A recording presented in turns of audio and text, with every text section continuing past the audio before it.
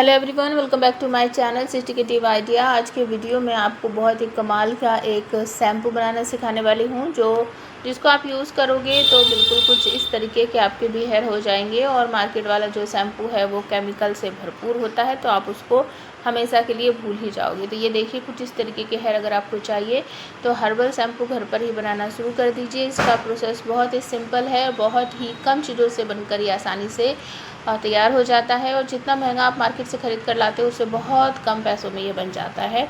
और देखिए, आज मैं पहले इसका झाग आपको दिखा देती हूँ कि इसमें झाग बनता है या नहीं बनता है। तो मैंने हाथ गीले कर लिए, उसके बाद मैंने ज़रा सा लिक्विड लिया है, ये देखिए शैम्पू का। ये देखिए बन गया ना। अब मैं इसको और थोड़ा सा पानी डाल लेती हूँ। ये देखिए झाग दिख रहा है ना आपको। और आप जब अपने हेयर पर इसे अप्लाई करोगे तो इससे ज़्यादा ही यूज़ करोगे तो बहुत अच्छे झाग इसमें बनने वाले हैं। तो चलिए इसे बनाना शुरू करते हैं। सिंपल सी चीज़ें इसमें यूज़ करेंगे जो आपके घर में ज़रूर होंगी।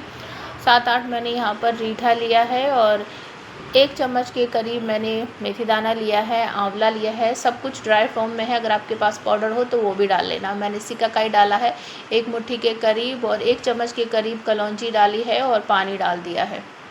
पानी आप लगभग 1 लीटर के करीब यूज़ कर लेना, मैंने उतना ही डाला था। उसके बाद मेरे पास ये हिबिस्कस की पत्तियां हैं।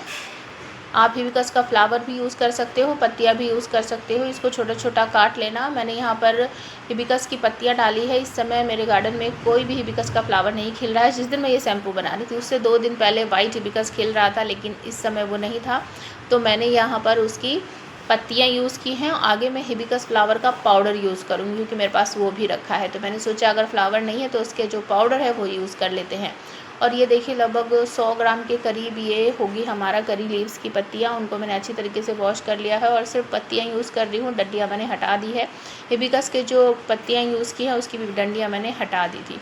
इसमें मैंने और पानी मिक्स कर दिया है। अब देखिए अच्छी तरीके से सब चीज़ डूब गई है। मैं इसको गैस पर रखकर अच्छी तरीके से उबालूंगी। मान लीजिए आपने 1 लीटर पानी लिया है तो अच्छी तरीके से जब वो बॉईल हो जाएगा तो आधा लीटर हो जाना चाहिए, इतना आपको बॉईल करना है। मैंने अच्छी तरीके से बॉईल कर लिया था। उसके बाद आप देख सकते हो इनका कलर जो है वो भी चेंज हो गया है, झाग भी बन गए हैं। तो मैंने लगभग ये जो चमचा आपको दिखाई दे रहा है उतना ही, लगभग 2 मुट्ठी के करीब मैंने इसमें फ्लैक्सीड डाला है। अगर आपको और गाढ़ा बनाना हो तो आप यहाँ पर 4 मुट्ठी भी डाल सकते हो। उसके बाद हिबिस्कस का जो फ्लावर होता है रेड वाला, उसका पाउडर पड़ा है मेरे पास, तो ये डाला है मैंने लगभग 1 मुट्ठी के करीब ही।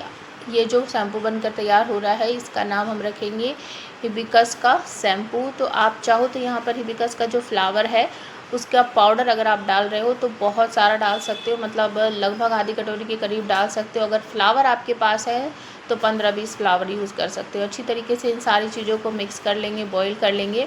इतना बॉईल करेंगे ये जो हमने फ्लैक्सीड डाला उसमें से जेल निकल जाए। जब हम फ्लैक्सीड डालते हैं तो उसके 2-4 मिनट के बाद ही उसका जेल रिलीज़ हो जाता है, इसीलिए मैं फ्लैक्सीड को एंड में डालती हूँ। अगर आप शुरुआत में डालोगे तो सारी चीज़ें पक नहीं पाएंगी और फ्लैक्सीड का जेल निकल जाएगा। और ज़्यादा देर पकाने की वजह से या फिर उसको रेस्ट करने के लिए अगर आप छोड़ोगे तो वो उसी में चिपक जाता है जो चीज़ें आप यूज़ कर रहे हो, फिर उसको जेल को बाहर निकालना इम्पॉसिबल हो जाता है।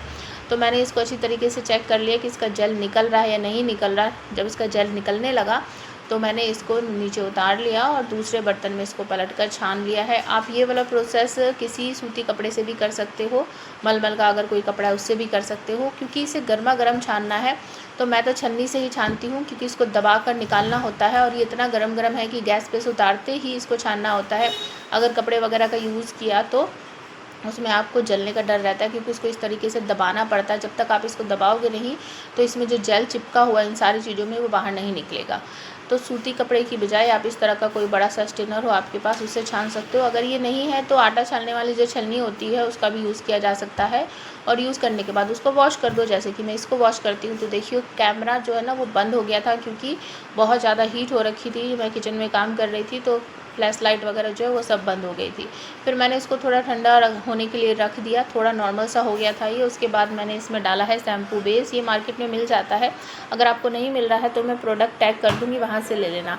ये जो आपको बड़ा वाला स्पून दिख रहा है ना, ये मैंने 4 डाला था। मतलब आप इतना डाल सकते हो कि मान लीजिए हमारा ये शैम्पू हाफ़ लीटर है तो आप इसमें 250 ग्राम 250 ग्राम ये बेस डालोगे। अच्छी तरीके से मिक्स कर लेना। जिन लोगों को ये बेस नहीं डालना है वो रीठा की क्वांटिटी बढ़ा सकते हो, उससे भी झाग आ जाते हैं। जिनको ज़्यादा झाग पसंद है वो इसमें ये बेस ज़रूर मिक्स करें। तो देखिए मैंने पहले इसको अपने हाथों पे लिया और उसके बाद रगड़ के देखा, इसमें झाग बन रहे थे। तो जब तक पानी नहीं लेंगे तो पता ही नहीं चलेगा झाग बने या नहीं बने। तो किचन में खड़ी थी तो पास में ही मैंने टंकी खोली और वहाँ से मैंने ले लिया पानी और अच्छी तरीके से हाथों पे मिक्स किया। तो आप इसको अपने हेयर पर अप्लाई करो, हफ्ते में 2 से 3 बार यूज़ करो, फीडबैक ज़रूर बताना।